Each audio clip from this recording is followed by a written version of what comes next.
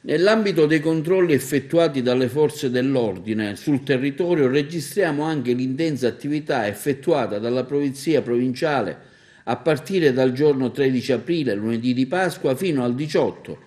Sono stati infatti 647 in totale i controlli effettuati dalle pattuglie della Polizia Provinciale di Agrigento contro i 659 effettuati la settimana precedente. Nessun verbale o illecito penale è stato accertato durante i controlli sulla base della normativa emanata per l'emergenza Covid-19, un dato che testimonia una buona propensione della cittadinanza a rispettare le norme sulla limitazione degli spostamenti e sul distanziamento sociale, con esclusione per i casi di necessità, lavoro o motivi di salute. La Polizia Provinciale contribuisce già da alcune settimane, su impulso del commissario straordinario dottor Girolamo Di Pisa, ai controlli nella nostra provincia.